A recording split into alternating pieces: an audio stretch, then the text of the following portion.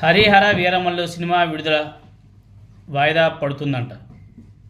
ఈ సినిమాకు సంబంధించి గత కొద్ది రోజులుగా కూటమి ప్రభుత్వం, పవన్ కళ్యాణ్ గారు, సినిమా ఆటోగ్రఫీ మంత్రి దుర్గేష్ గారు ఎంత హడావిడి చేశారు. మామూలు హడావిడి కాదు, బీభత్సం చేశారు.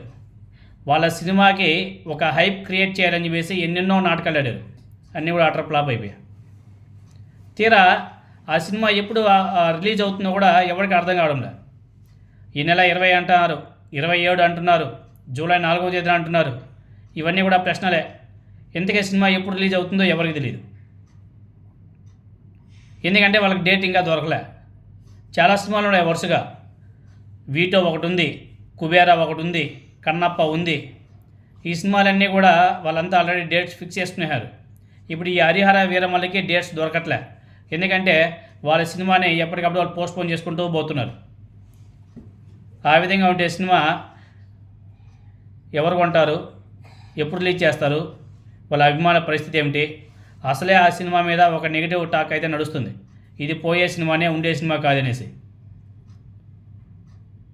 ఇంత అంటే గత కొద్ది రోజుల నుంచి అయితే ఒక హైప్ అది క్రియేట్ చేసినట్టుగానే అవన్నీ కూడా అటర్ ఫ్లాప్ అయ్యేటట్టుగానే కనిపిస్తున్నాయి.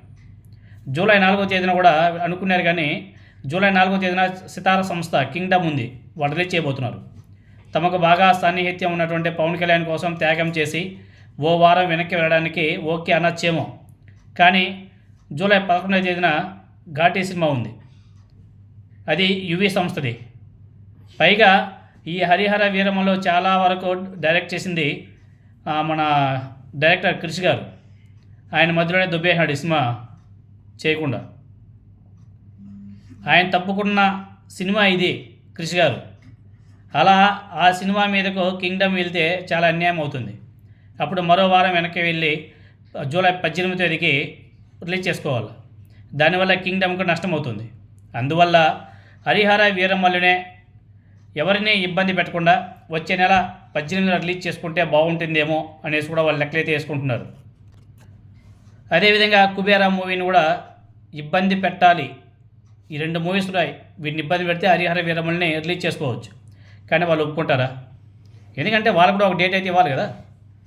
సరిపోని విడుదల డేట్ సంగతి పక్కన పెడితే సినిమా విడుదలకు ఉన్నటువంటి ఆర్థిక ఇబ్బందుల సంగతి మాట ఏమిటి?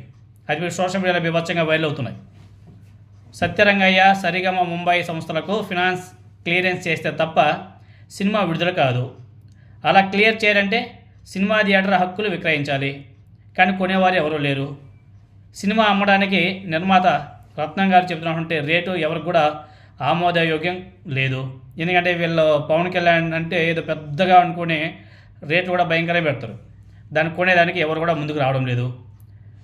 ఎస్పెషల్ చెప్పాలంటే ఆంధ్ర ఏరియా 40 నుంచి 45 కోట్ల రేంజ్లో అయితే బయ్యర్లు రెడీగా ఉంటారు కొనడానికి. అంతకు మించి రావడం అంటే అనుమానమే. కానీ ఇక్కడ కూడా ఒక మెలకు ఉంది. తీసుకునే వాళ్ళు 1,00,000 లేకపోతే 2 లక్షలు అడ్వాన్స్ ఇస్తారు. కానీ భారీ అడ్వాన్స్ అయితే ఎవరు ఇవ్వరు కదా. విడుదల ముందు రోజు మాత్రమే పేమెంట్ కూడా చేస్తారు. కానీ ఈలోగా అవుట్పుట్ రెడీ కావాలి అంటే పేమెంట్లు ఇస్తూ వెళ్ళాలి. అలా చేయాలంటే నిర్మాత రత్నం గారి చేతులంటే డబ్బులు అయితే పెట్టుకునే ఉండాలి. అది ఒక సమస్య. అయితే డబ్బులు ఉన్నాయో లేవో. 2 రాష్ట్రాల మీద కలిపి 100 కోట్ల వరకు లాగొచ్చేమో థియేటర్ రైట్స్ మీద. మ్యాక్సిమం క్లియర్ చేసినటువంటి బాకీలు, రూల్స్, రంజాన్ బకాయిలు, ఫినాన్షియల్ అన్నీ కలిపి ఏ మేరకు ఉన్నాయన్నది ఇంకా నిర్మాత గారికే తెలియాలి, ఆయనే చెప్పాలి. అప్పుడు అమ్మకాలు, చెల్లింపుల ఈక్వేషన్స్ బట్టి సినిమా విడుదలకు ఆర్థిక అడ్డంకులు ఉన్నాయా లేదా అనేది కూడా క్లారిటీ వస్తుంది. అది ఎవరు చెప్పాలా? ప్రొడ్యూసర్ గారు చెప్పాలా? మరి ప్రొడ్యూసర్ గారు అవన్నీ కూడా చెప్తారా? అదొక డౌట్. ఏఎం రత్నం గారి చేతిలో మరో సినిమా లేదు. కంటిన్యూగా సినిమాలు చేస్తారో చేయరో అన్న క్లారిటీ కూడా లేదు. ఇవన్నీ కలిపి బయ్యర్లను సినిమాకు దూరంగా ఉంచుతున్నాయి. కొన్న తర్వాత ఏమైనా లాస్ అయిందనుకో ఆదుకునేది ఎవరు లేదు. ఇదిలా ఉంటే ఒకసారి విడుదల వేసినందుకు ఓటీటీ సంస్థ వాళ్ళ హక్కుల నుంచి 5 కోట్లు తగ్గించినట్టు తెలుస్తుంది. ఇప్పుడు మళ్ళీ వాయిదా వేస్తే మరో 5 కోట్లు తగ్గించాలా? తగ్గిస్తే పరిస్థితి ఏమిటి? ఇది ఈ హరిహర వీరమల్లు యొక్క పరిస్థితి, సమస్యలు. ఇలాంటి సమస్యలు తీరాలంటే ఎవడో ఒకడు ఆదుకోవాలా. ఎవరు ఆదుకోవాలా? ఈ పవన్ కళ్యాణ్ గారు ఆ దిల్ రాజునో లేకపోతే మైత్రి మూవీ మేకర్స్ని లేకపోతే సితారా వాళ్ళందరినీ కానీ కాలు పట్టుకుంటే వాళ్ళు మేబీ ఓకే అంటే అప్పుడేమైనా కొంచెం పీస్ఫుల్గా వెళ్తుందేమో. అప్పటి వరకు దీనికి సరైన మార్గం అయితే దొరికేటట్టు కనిపించలే.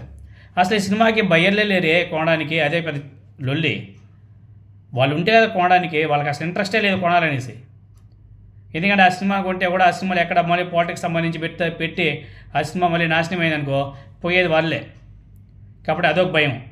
ఈ ఏఎం రత్నం గారి చేతిలో సినిమాలు ఏమైనా ఉన్నాయంటే ఆ ఫ్యూచర్లో ఏమీ లేవు. మరి ఒకవేళ ఏమైనా లాస్ అయిందనుకో వాళ్ళకి డబ్బులు ఎవరు ఇస్తారు? రత్నం గారి దగ్గర అయితే డబ్బులు లేవు కదా. ఇంక ఇవ్వాలంటే పవన్ కళ్యాణ్ గారు ఇవ్వాలా? ఆయన ఇస్తాడా? ఎన్నో క్వశ్చన్లు, ఎన్నో సమస్యలు.